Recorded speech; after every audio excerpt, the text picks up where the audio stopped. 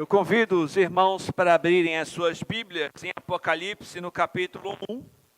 Nós vamos fazer a leitura dos versos de 4 a 8. Apocalipse, capítulo 1, de 4 a 8.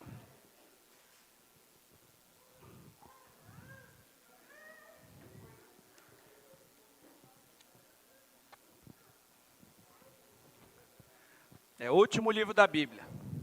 Fácil de achar.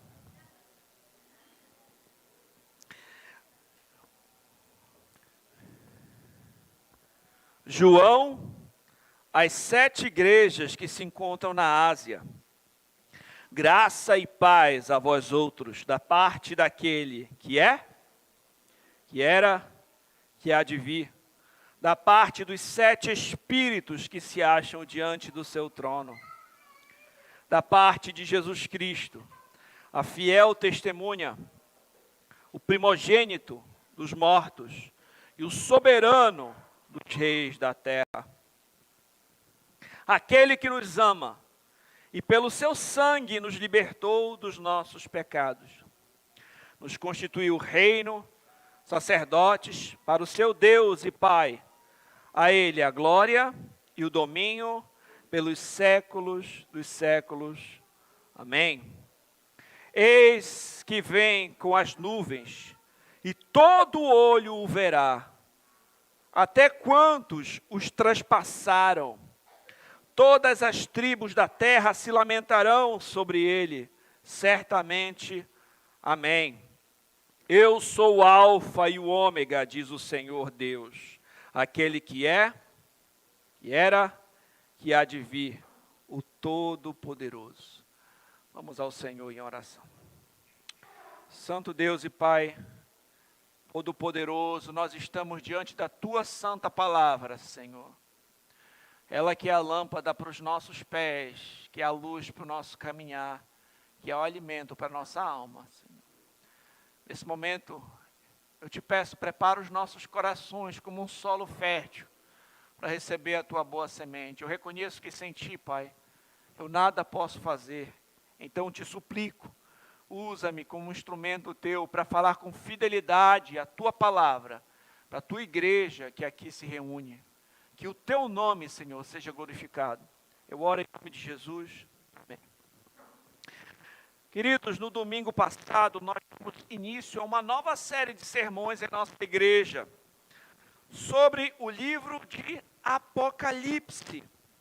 Nós aprendemos que este livro foi escrito pelo apóstolo João, no final da sua vida, provavelmente em volta do ano 95 depois de Cristo, ali durante o imperador Domiciano. Domiciano era um imperador tirano que exigia ser tratado como Deus e Senhor. Isso, obviamente, provocou resistência da parte dos cristãos e, consequentemente, perseguição a eles. Então, aqueles que não se submetiam a essas exigências eram considerados inimigos do Estado e podiam ser presos, exilados e mortos. Então, nessa ocasião, João recebeu uma revelação da parte de Deus, dada ao Senhor Jesus Cristo, entregue a João por um anjo. Então João registrou o que viu e enviou esta carta às 7 igrejas da Ásia Menor. Nós aprendemos que o gênero literário deste livro envolve 3 gêneros: o epistolar, o profético e o apocalíptico. Sobre este gênero literário apocalíptico, nós vimos que ele é marcado por muito simbolismo, ou seja, números possuem significado, cores. Nem sempre aquilo que nós lemos e observamos em Apocalipse deve ser tomado de forma literal. Nós temos que considerar os símbolos que são apresentados ali. Nós vimos também que este gênero literário apocalíptico também pode ser marcado por recapitulações, ou seja, em outras palavras, uma mesma história pode ser contada por meio de diferentes visões, destacando e aprofundando os temas ali abordados. Então, desse modo, nem sempre os eventos vão aparecer de ordem cronológica, em ordem cronológica. Então, tem que ficar atento para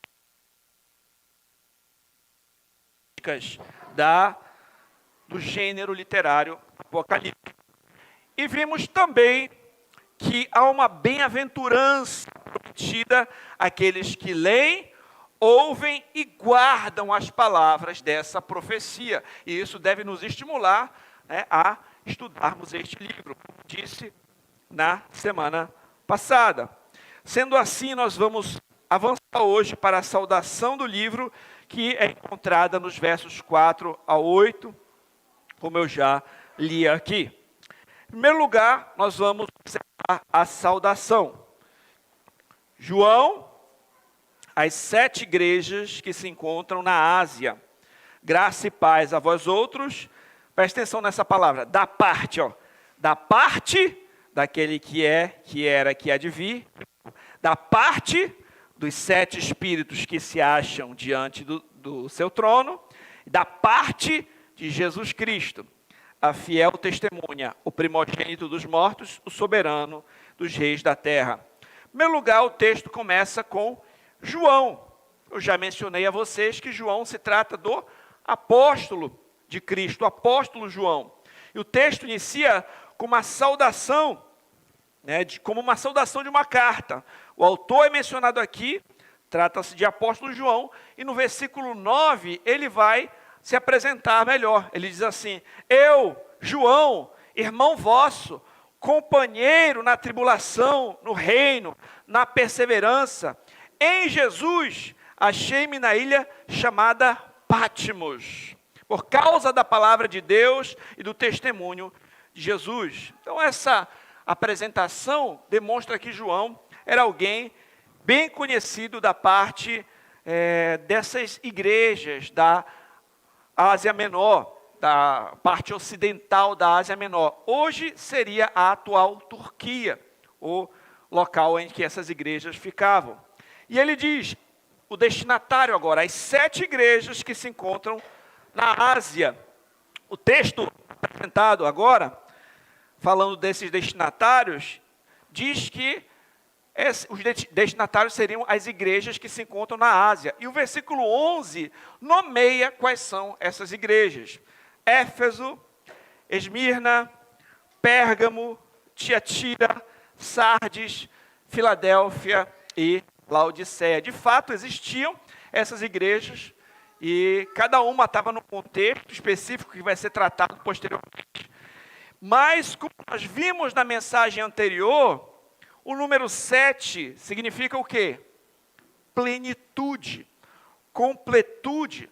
Não é uma forma acidental que foi colocado aqui as 7 igrejas. Não era algo que era apenas uma coincidência. O significado do número aqui representa a plenitude da igreja. Essas igrejas representam a totalidade da igreja através dessa presente era. João escolheu essas 7 igrejas que ele conhecia vissem de representantes de toda a igreja. Dele selecionar estas 7 simboliza completude, indica que Cristo dirige toda a igreja, certo?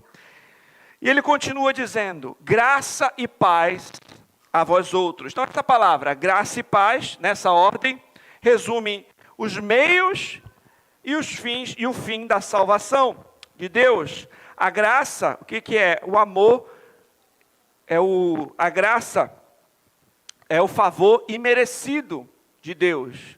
E a paz flui dessa graça. Pecadores perdidos como eu e vocês não podem fazer nada para conseguir salvar a si mesmo. A Escritura diz que todos pecaram e carecem da glória de Deus. Não há quem entenda, não há quem busque a Deus, mesmo que você faça boas obras, elas não são boas o suficiente para salvar a você mesmo. O que a Escritura diz, pela graça sois salvos, mediante a fé. Isso não vem de vós, é um dom de Deus, não de obras para que ninguém se glorie. Então nós somos salvos pela graça. Mediante a fé em quem? Em Cristo Jesus.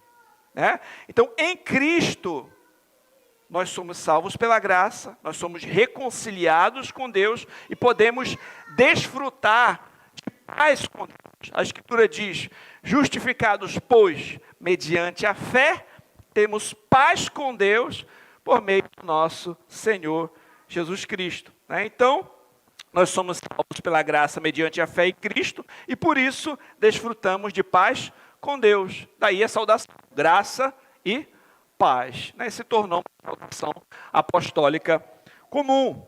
Então a origem da graça e da paz está em Deus, está no Deus triuno. O Pai decretou, o Filho executou e o Espírito Santo aplica a obra redentora no coração dos crentes.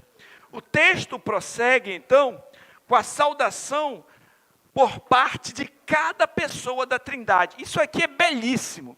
Às vezes, numa lida rápida, nós não prestamos atenção nesses detalhes. Mas João, como eu falei para vocês observarem, ele fala da parte, da parte, da parte, não é? Então ele começa falando da parte do Pai. Ó, da parte daquele que é, que era e que há de vir. Então essa saudação revela a infinidade de Deus em relação ao presente, ao passado e o futuro. Deus é atemporal, de eternidade a eternidade. Aqui é a saudação da parte do Pai. Um teólogo chamado D.K. Beale é usado aqui para inspirar confiança na condução soberana de Deus em todas as questões terrenas, infundir coragem para que o seu povo se mantenha diante das dificuldades que testam a fé. É notável também que em Hebreus 13, 8, a Bíblia fala que Jesus Cristo, ontem e hoje é o mesmo e será sempre. Então, é uma noção semelhante a respeito do Filho, aquele que era, que é e que há de vir. Então, diante de circunstâncias adversas da vida, lembrar que o Senhor é o mesmo, que o Senhor continua governando sobre tudo, mesmo diante dos tempos difíceis, e que Ele vai levar tudo a uma consumação, e que nada saiu do seu controle, isso traz um certo conforto, esperança, confiança em tempos de tribulação. Então lembrar da parte de quem é que vem essa graça e essa paz, traz uma diante dessas circunstâncias difíceis. E continua da parte dos 7 espíritos que se acham diante do seu trono. Nesse momento, é uma referência ao Espírito Santo, da parte do Espírito Santo. Então, o número 7, o que significa o número 7? Plenitude. Rapidinho, só vou trocar aqui o microfone, que está falhando esse.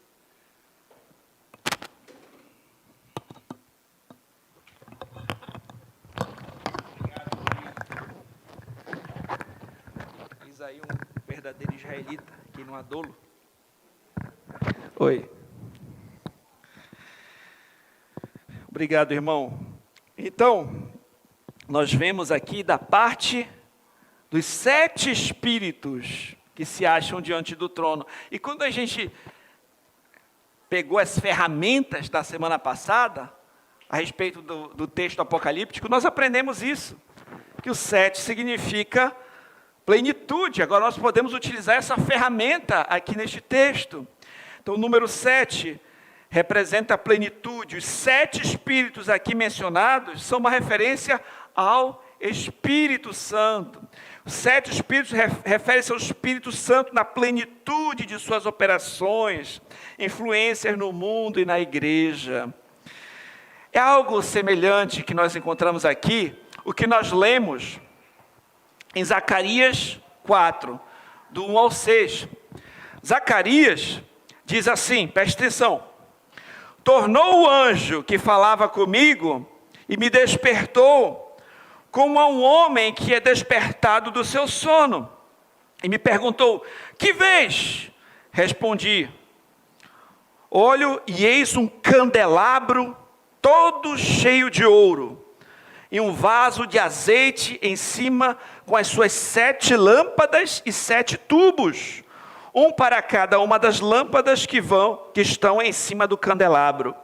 Junto a este 2 oliveiras, uma à direita do vaso de azeite e outra à esquerda.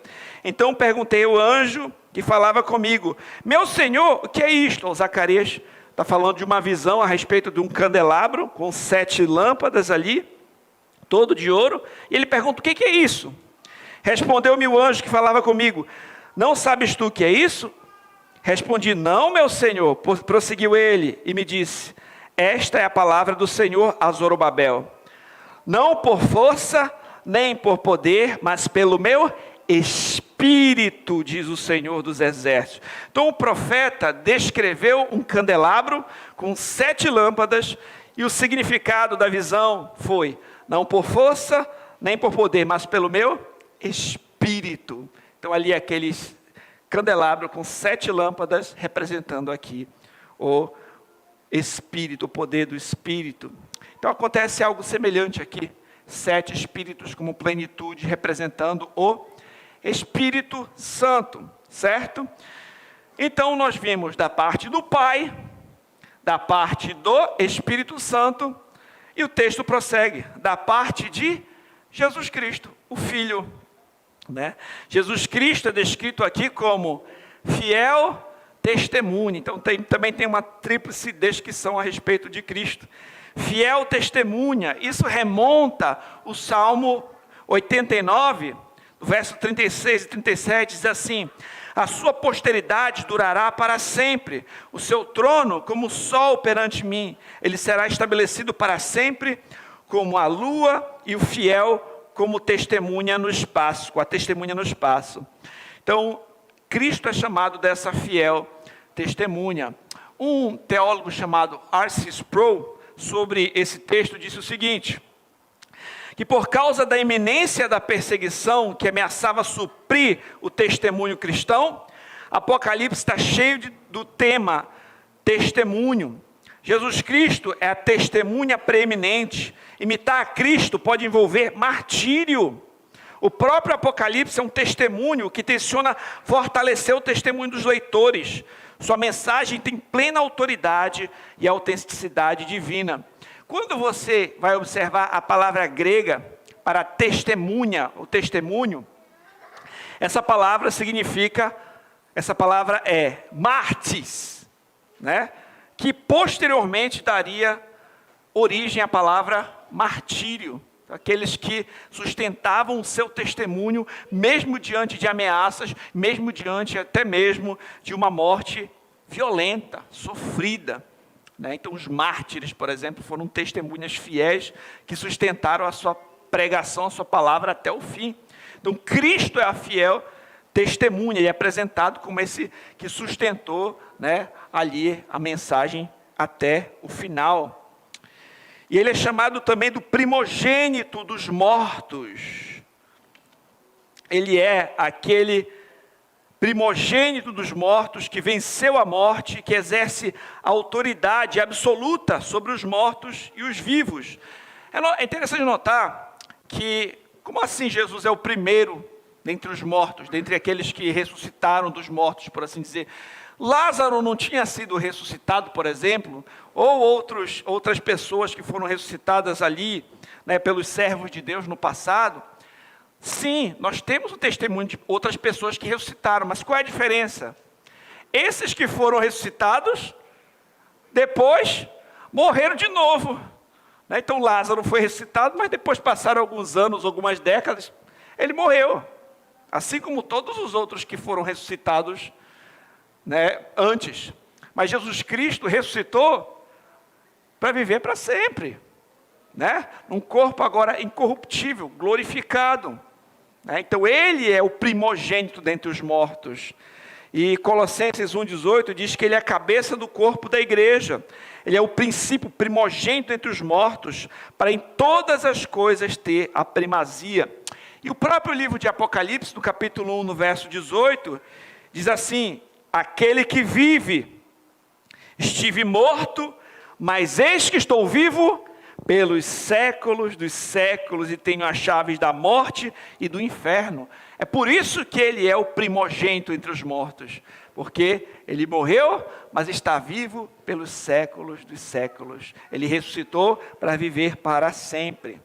E Jesus Cristo também é chamado do soberano dos reis da terra, porque Cristo reina soberanamente sobre os reis da terra. Aqui também tem uma menção ao Salmo 89, 27, que diz assim: faloei por isso, meu primogênito, o mais elevado entre os reis da terra. Jesus Cristo, ele é aquele descendente prometido a Davi, que herdaria o trono para sempre. Ele já reina, ele conquistou, ele venceu na sua ressurreição, na sua assunção, ele já reina à destra do Pai, né? E aí na sua segunda vinda reinará plenamente, na consumação de todas as coisas.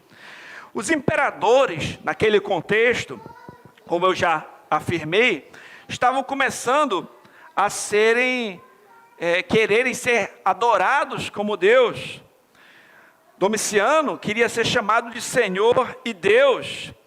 Em face dessa situação ameaçadora, João lembrou às igrejas um fato que, acima de qualquer autoridade política, humana, acima de qualquer potestade, demônios, encontra-se a soberania daquele que governa sobre os céus e terra, a saber, Jesus Cristo.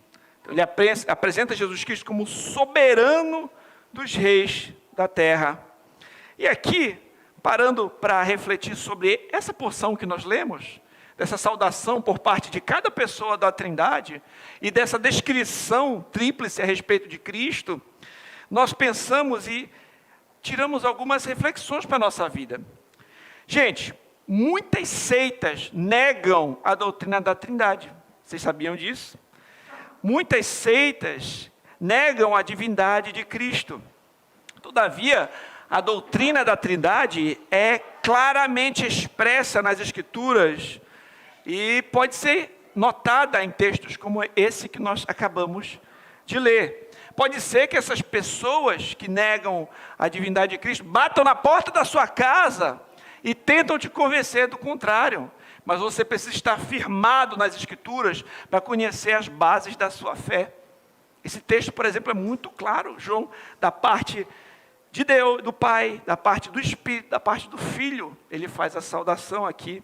Outras passagens das Escrituras, por exemplo, no batismo do nosso Senhor Jesus Cristo, o Filho é batizado, o Espírito desce como uma pomba e a voz do Pai diz: este é meu Filho amado, em que eu me comprazo. Na grande comissão, Jesus diz: vão, façam discípulos de todas as nações, batizando-os em nome do Pai, do Filho e do Espírito Santo. A bênção apostólica diz: a graça do Senhor Jesus Cristo, o amor de Deus e a comunhão do Espírito Santo seja com todos vós. E daí por diante, aqui, por exemplo, em Apocalipse, essa doutrina também aparece de forma expressa. Nós precisamos conhecer os fundamentos, as bases da nossa fé, para que não sejamos enganados ou levados como meninos por qualquer vento de doutrina. Porque tem muitos falsos mestres por aí que distorcem a palavra, que enganam, que mentem, que desconhecem a verdade. E refletimos também que diante de situações adversas nas nossas vidas, nós devemos nos lembrar que Deus saúda a sua igreja, o Deus que é um Pai eterno, que é aquele que é, que era e que há de vir, o Deus que é o Espírito, que aplica a salvação nos nossos corações, que nos regenera, que ilumina o nosso entendimento para compreendermos a maravilha da lei do Senhor, o Filho que executou a missão dada pelo Pai, Ele que foi morto para pagar o preço pelos nossos pecados, que foi sepultado e ao terceiro dia ressuscitou para nossa justificação, e foi assunto ao céu, de onde reina, Ele que retornará para consumação de todas as coisas. É da parte desse Deus triuno que é a saudação. Quando a gente reflete a respeito do nosso Deus, né, isso traz um fortalecimento. Então, quando você olhar para tudo ao seu redor e parecer que a desordem impera, olhe para o alto e lembre quem é o nosso Deus. Quando você temer as consequências de se posicionar firmemente como um cristão, lembre-se que Cristo é a fiel testemunha. Pregue com firmeza o Evangelho. Quando você temer a morte, lembre-se que Ele é o primogênito dentre os mortos. Lembre-se que Ele venceu a morte e que os seus também aguardam a glorificação do corpo.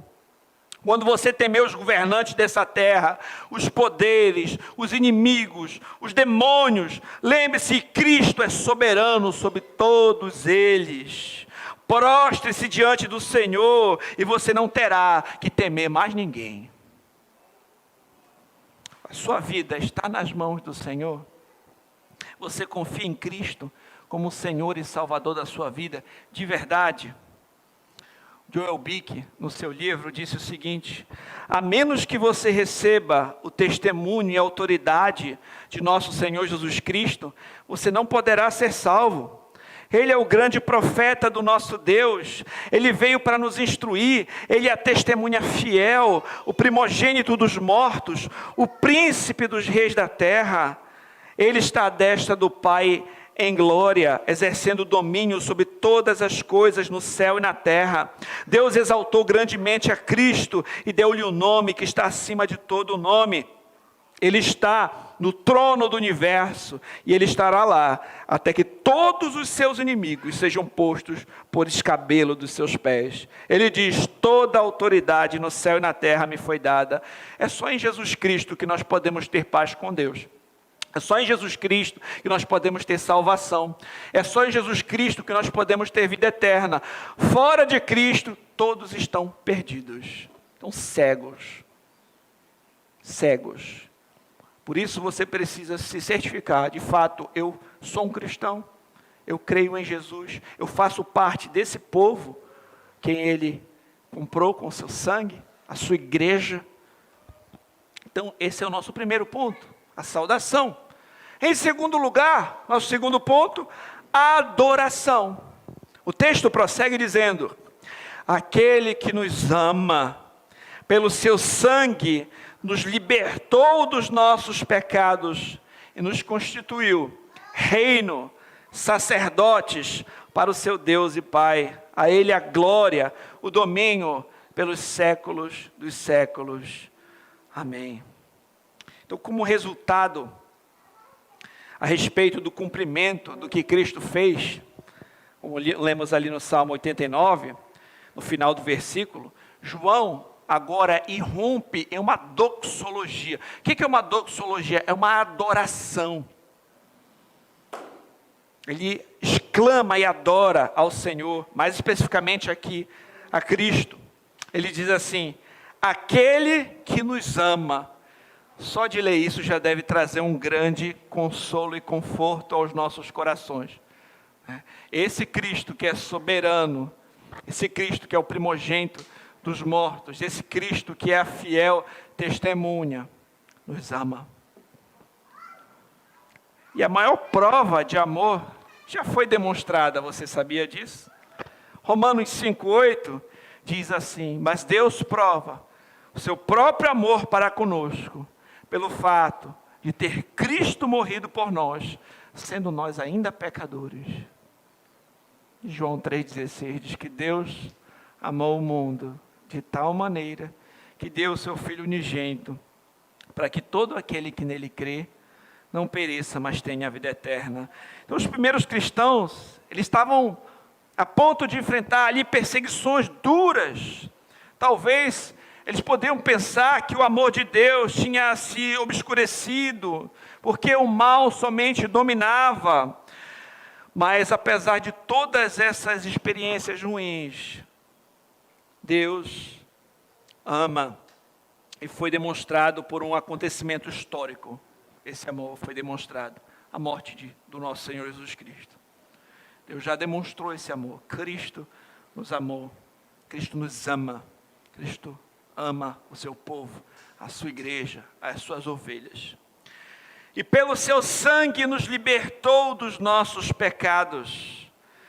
Na antiga aliança, é interessante notar que o sacrifício de animais purificou ali os israelitas, para que eles não fossem mais impuros num sentido físico.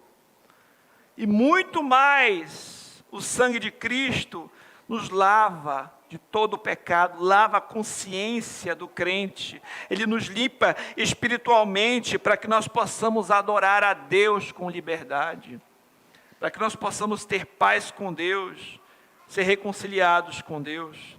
O sacrifício de Cristo na cruz foi o preço pago para libertar os homens da escravidão dos pecados.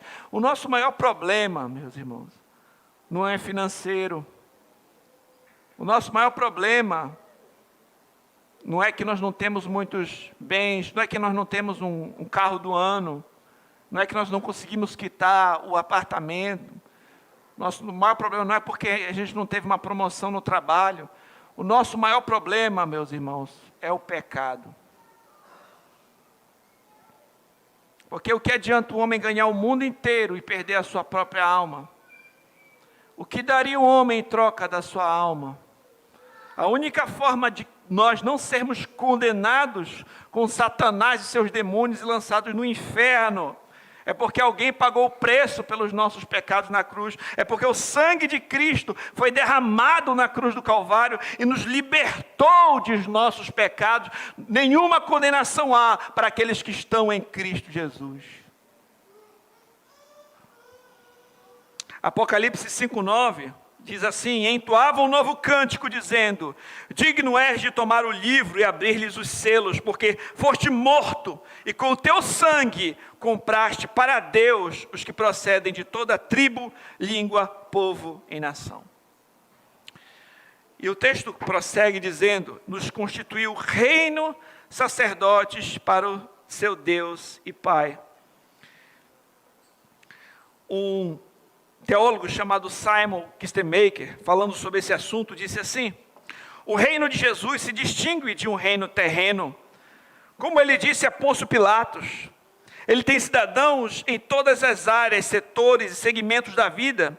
Esses cidadãos procuram viver em obediência às regras do reino de Cristo. Eles oram por todos aqueles que ocupam uma posição de autoridade, se comportam pacificamente em santidade, demonstram amor do Senhor Jesus, ajudando aos pobres, alimentando os famintos, defendem os direitos dos marginalizados, cuidam das pessoas necessitadas, proclamam o ensino do Evangelho de Jesus Cristo. Como cidadãos do reino, eles dão testemunho do reino presente de Jesus no mundo hoje.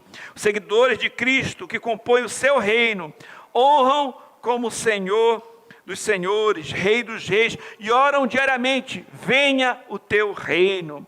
Então, em Cristo, nós temos acesso a Deus, nós oferecemos ações de graças, nós oferecemos adoração e louvor a Deus, e no futuro os crentes vão reinar com Cristo. Então nós somos tanto, Deus fez para si tanto sacerdotes quanto reino, né?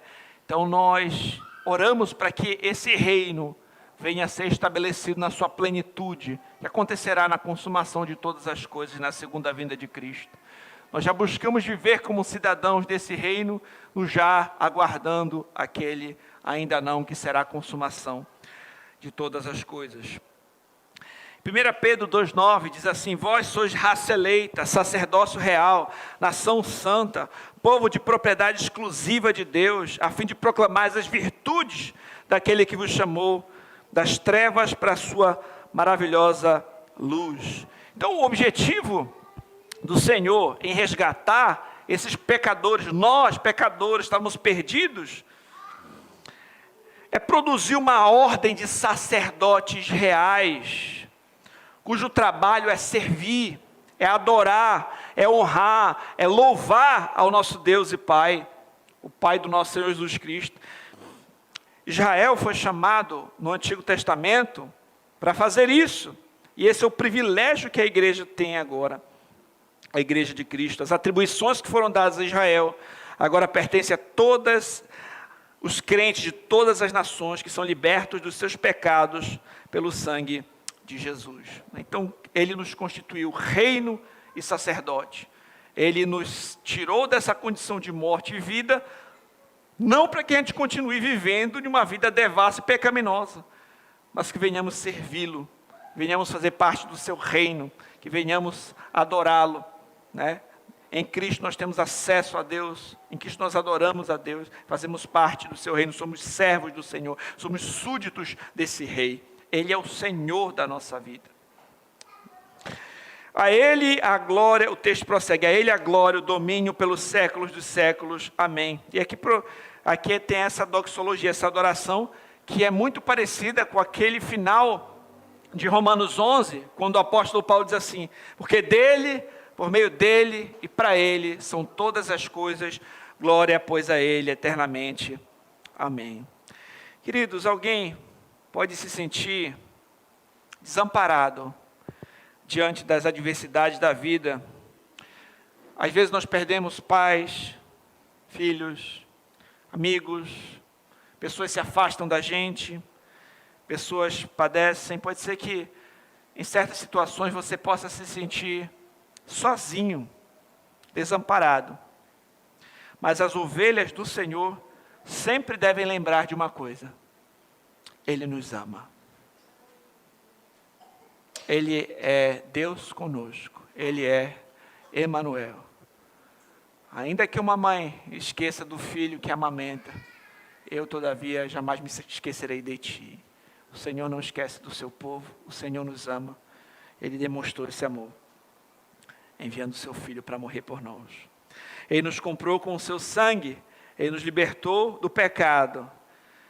E mais importante do que qualquer outra coisa que nós não tenhamos, é aquilo que Ele já conquistou por nós. A salvação em Cristo. Por isso Ele deve ser louvado. Eu convido você a refletir hoje sobre o amor de Deus demonstrado em Cristo Jesus. O Evangelho também deve nos motivar a amar a Deus e obedecer aos seus mandamentos. A Bíblia diz que nós amamos porque Ele nos amou primeiro. Nós amamos a Deus, nós amamos ao próximo, porque Ele já nos amou primeiro. Jesus disse, aquele que tem os meus mandamentos e os guarda, esse é o que me ama. Como eu vou demonstrar esse amor? Obedecendo os seus mandamentos. Então, a obediência aos mandamentos não é um fardo para o crente, é uma prova de amor. Entende? A obra magnífica do Senhor deve nos levar à adoração e à ação. Você vê quando, no livro de Romanos, Paulo ele faz aquela doxologia, porque dele, por meio dele, para ele são todas as coisas, depois dele refletir a respeito da obra salvadora do Senhor. E aqui João também adora o Senhor. Então quando a gente para e ouve o Evangelho, a gente tem que também adorar o Senhor. Adorar e agir de forma adequada à sua palavra, viver de modo digno do Evangelho do Senhor. O Senhor não ofereceu sacrifício para continuarmos vivendo em nossos pecados, de forma desordenada, mas Ele nos constituiu um povo santo, dedicado ao Senhor, que deve viver para a sua glória e estará com Ele para sempre. Nós vamos continuar vivendo no pecado, vivendo na desobediência à lei? Tem gente que diz assim, não, nós não estamos mais na lei, estamos na graça. A gente vai continuar transgredindo a lei por causa disso? Claro que não, de forma nenhuma. Como foi dito, nós amamos aquele que nos amou primeiro. Nós obedecemos por amor àquele que nos amou. O pecado é a transgressão à lei. Então nós obedecemos os mandamentos do Senhor, não para tentar nos salvar por meio deles, mas por amor àquele que nos amou. Nós somos agora um povo santo, um povo separado, um povo que serve ao Senhor, um sacerdócio real, uma nação santa. Nós devemos viver para a glória de Deus. Eu pergunto, a sua vida é para a glória de Deus? Você trabalha para a glória de Deus? Você gasta o seu tempo para a glória de Deus? Os seus recursos são usados de forma que glorifique a Deus? Os seus relacionamentos glorificam a Deus? A forma como você conduz os seus filhos glorifica a Deus? A forma como você trata o seu cônjuge glorifica a Deus? A sua palavra glorifica a Deus? A sua conduta glorifica a Deus? Nós adoramos a Deus tanto aqui no domingo, no dia do Senhor, reunidos, cultuando, ouvindo a palavra, cantando, mas também na segunda-feira, na terça-feira, no dia a dia, na forma como a gente faz os nossos negócios, como a gente trabalha, como a gente se comporta, como a gente se veste, como a gente fala. Quer comais, ou quer bebais, ou faça qualquer outra coisa, faça para a glória de Deus.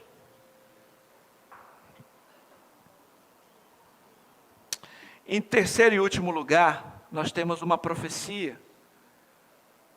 Nós vimos no começo a saudação, segundo ponto, a adoração, terceiro e último ponto, a profecia, para quem está anotando.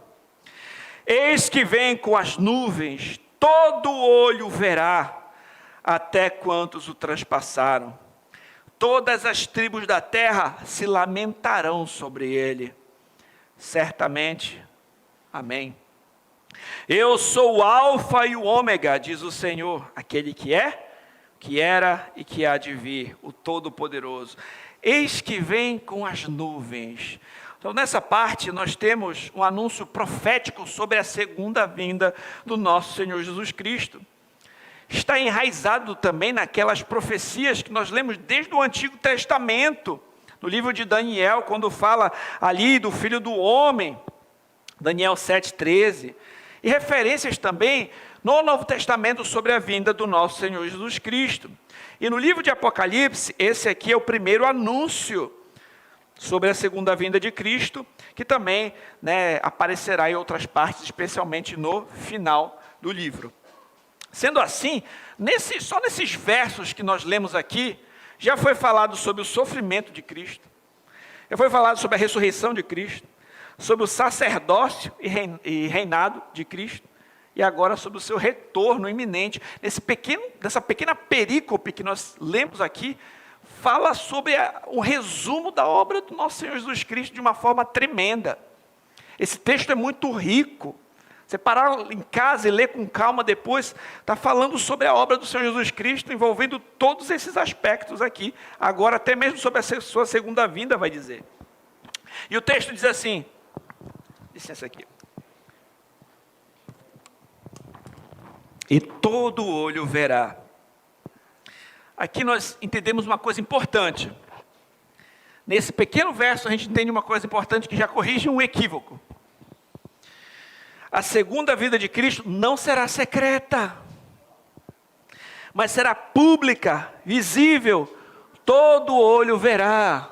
Aquela história de sequestro, que ninguém viu o que aconteceu, não é assim. Todo olho verá, a segunda vinda será pública, visível. É interessante notar que quando o Senhor Jesus foi acusado no Sinédrio, o sumo sacerdote perguntou: és tu o Cristo, filho do Deus bendito?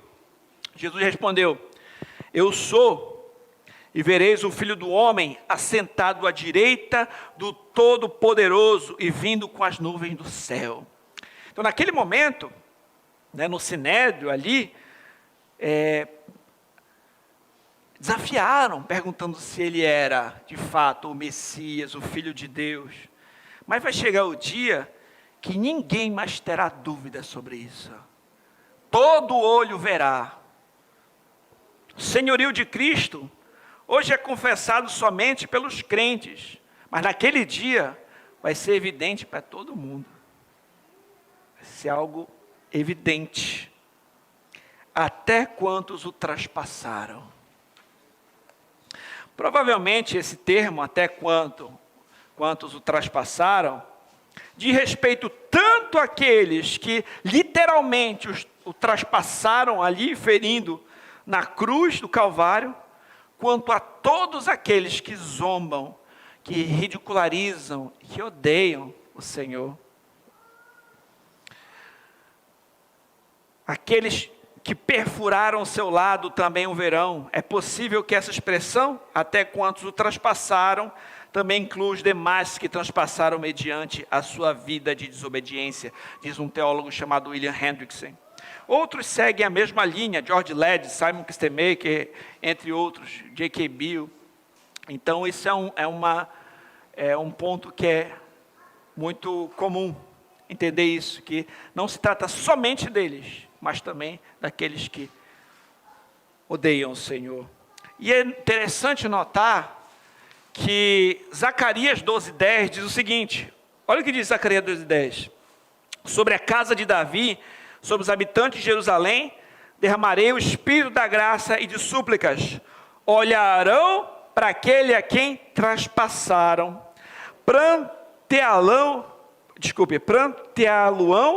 como quem pranteia por um unigênito, chorarão por ele, como se chora amargamente pelo primogênito. A gente vê também muitas alusões ao Antigo Testamento nessas passagens, certo? E esse lamento que é descrito aqui, quando diz que todas as tribos se lamentarão sobre ele, certamente amém, esse lamento aqui é um lamento de desespero. Esse lamento é um lamento de desesperança, como alguém que chora amargamente. Aqueles que não estão prontos para encontrar-se com Cristo, ficarão cheios de medo e terror na sua vida. Os incrédulos se esconderão entre as cavernas, as rochas nas montanhas, e dirão aos montes, Apocalipse 6,16, ó, cai sobre nós, escondei-nos da face daquele que se assenta no trono e da ira do Cordeiro. Então vai ser um dia de desespero, de choro, para aqueles que desprezaram o Senhor. Quando virem vindo com poder e glória, as pessoas que se recusaram a reconhecê-lo, se darão conta que agora é tarde demais para se arrependerem. O que eu lembro aqui da Arca de Noé. Vocês lembram? Nos dias de Noé, as pessoas estavam ali vivendo, comendo, bebendo, se dando em casamento. O pessoal achava que Noé talvez era um louco. Está construindo uma arca aqui, não está chovendo. Esse cara, talvez ridicularizavam ele, achando que ele era um louco, e não acreditavam na sua mensagem. Mas um dia, choveu. Um dia o mundo pereceu num dilúvio, enquanto 8 pessoas sobreviveram numa arca. E Jesus disse que assim como foi nos dias de Noé, também será na vinda do Filho do Homem. Porquanto, assim como nos dias anteriores ao dilúvio, comiam, bebiam, casavam, davam-se casamento, até ao dia em que Noé entrou na arca, e não perceberam, senão quando veio o dilúvio, e os levou a todos, assim também será a vinda do Filho do Homem. Às vezes a gente fala que é cristão, as pessoas zombam da gente, não é? A gente prega o Evangelho, as pessoas não querem ouvir. A gente quer falar de Cristo, tem gente que persegue, que tira a chacota, que diz que nós estamos ficando loucos. Mas naquele dia, aqueles que desprezaram o Senhor, vão chorar. Vão chorar. E amados, 1 João 3, agora somos filhos de Deus, ainda não se manifestou o que haveremos de ser. Sabemos que quando Ele se manifestar, seremos semelhantes a Ele, porque haveremos de vê-lo como Ele é. E assim mesmo se purifica o que nele tem esta esperança, assim como Ele é puro. Se nós temos essa esperança, nós temos que purificar nós mesmos, buscar caminhar em santidade, buscar viver a vida cristã, ter comunhão com Deus. crescer em santificação, anunciar o Evangelho para outros, falar de Cristo, crendo que aquele que prometeu vai cumprir. Alguém falou algo assim, né? A palavra dizia que Cristo viria, Ele veio, que Ele morreria, Ele morreu, que Ele ressuscitaria, Ele ressuscitou. Se a palavra diz que Ele vai voltar, acredite, porque tudo que Deus falou se cumpriu. Nenhuma palavra de Deus, nenhuma profecia ficou sem cumprimento, até hoje. Então creia firmemente nessa verdade. E o texto prossegue para o seu fim dessa pregação, dizendo: eu sou o Alfa e Ômega, diz o Senhor Deus, aquele que é, que era, que há de vir, o Todo-Poderoso. Alfa e Ômega, como nós cantamos na música. O Alfa é a primeira letra do alfabeto grego. O Ômega é a última letra, como se fosse de A a Z, né, no português. Esses termos significam que Cristo é o princípio e Ele é o fim. Onde quer que haja um começo, Ele está lá, criando o mundo, chamando o povo, reunindo uma igreja, fundando o reino. Mas Ele também é o fim, é o ômega. Ele é onde todas as coisas devem chegar. Ele é o último em termos de finalidade, de plenitude, de consumação. Como ômega da salvação, Jesus nos salvará totalmente. Ele terminará a obra que Ele começou em nós. Ele é aquele que lhe dá graça para lhe capacitar a viver e também a morrer. Ele é o seu fim, Ele é o seu começo. Ele cumprirá todos os seus propósitos e Ele cumprirá todas as suas promessas. E aqui nós vemos também uma clara referência à divindade de Cristo, negada por muitos daqueles que batem na porta da sua casa. Deus disse: eu sou o Alfa e o Ômega. Cristo vai dizer: eu sou o primeiro e o último, no verso 17. Deus diz: eu sou o Alfa e o Ômega, o início e o fim. Cristo diz: eu sou o Alfa e o Ômega, o primeiro e o último, o início e o fim, no verso 22. Então os paralelos aqui são idênticos, enfatizam a divindade de Cristo e a união com o Pai. O Senhor Jesus Cristo tem estado com o Pai por toda a eternidade. Ele veio para a terra pagar o preço pelos nossos pecados, por meio da sua morte e da sua ressurreição. Ele também nos promete que voltará para nos buscar. Um teólogo falou o seguinte: se nada mais tivesse sido escrito, além dessa porção introdutória do capítulo 1, ela teria representado uma tremenda reafirmação da pessoa e da obra de Cristo, que não é encontrada de modo comparável em nenhuma outra seção das Escrituras. Esse texto aqui é riquíssimo.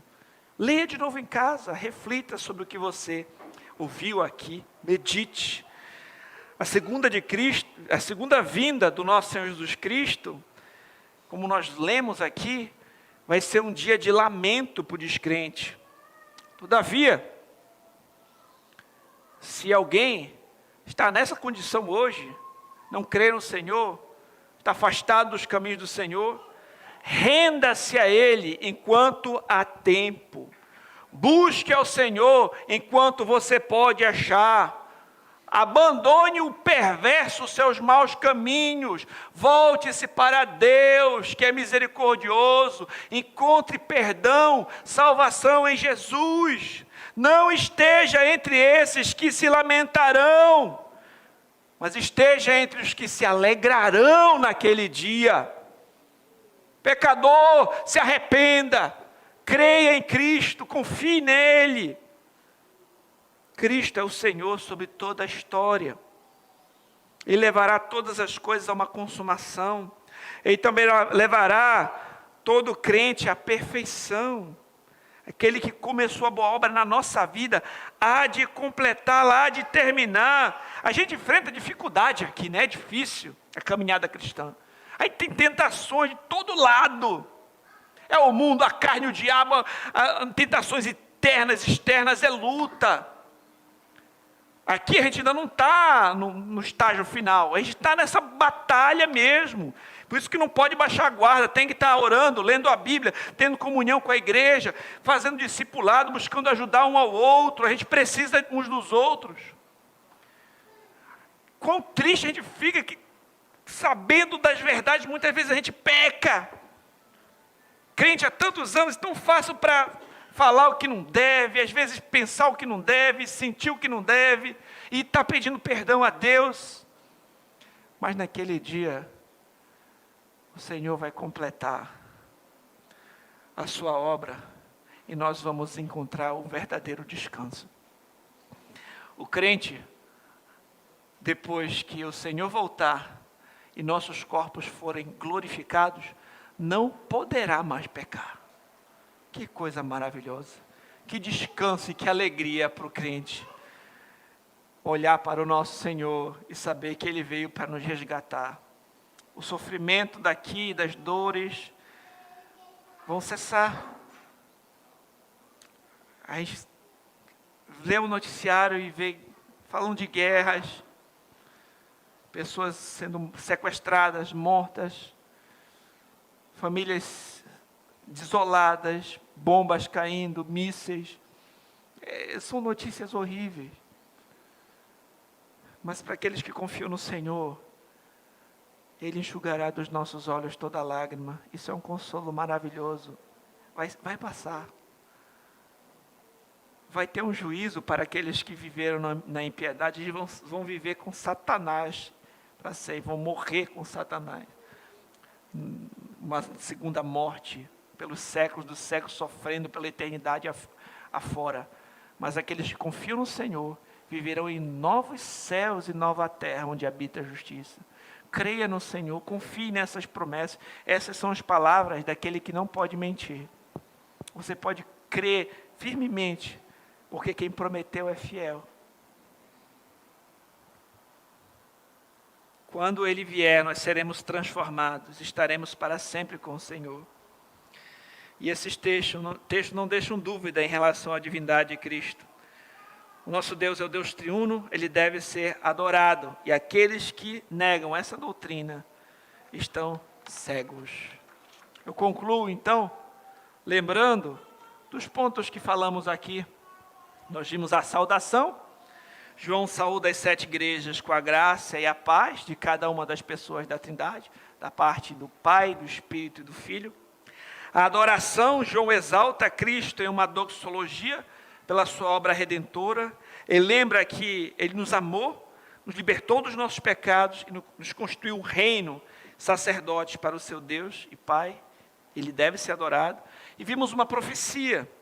João anuncia a segunda vinda de Cristo. O Cordeiro que foi morto retornará em glória, e até aqueles que o traspassaram o verão, todas as nações da terra se lamentarão sobre ele. Cristo é apresentado como Alfa e o Ômega. Ele é o princípio e o fim, Ele é aquele que é, que era, o que há de vir. Nós vimos a sua divindade. E que por tudo isso que ouvimos hoje, que a cada dia venhamos adorar a Deus, glorificar o seu nome, confiar nas suas promessas, perseverar em meio às tribulações, sabendo que aquele que nos ama, que começou a boa obra em nossas vidas, há de terminar, e que naquele grande dia, se nós estamos em Cristo, para nós não será um dia de lamento, mas um dia de alegria. Oremos. Santo Deus e Pai, te agradecemos pela Tua palavra e pedimos, Senhor, que os nossos corações estejam firmados em Cristo, que venhamos, Senhor, refletir sobre essas preciosas verdades e não sejamos somente ouvintes, mas praticantes da Tua palavra. Senhor, nós cremos, ajuda-nos na nossa falta de fé, renova nossas forças, aumenta-nos a fé, nos ajuda a viver de modo fiel a Ti, diante de um mundo tão complicado, caído, que venhamos perseverar até o fim, receber a coroa da vida, viver eternamente contigo, juntamente com aqueles que venceram, comer da árvore da vida, e viver contigo e com os que o Senhor comprou com o teu sangue, com o sangue de Cristo. Eu oro em nome de Jesus.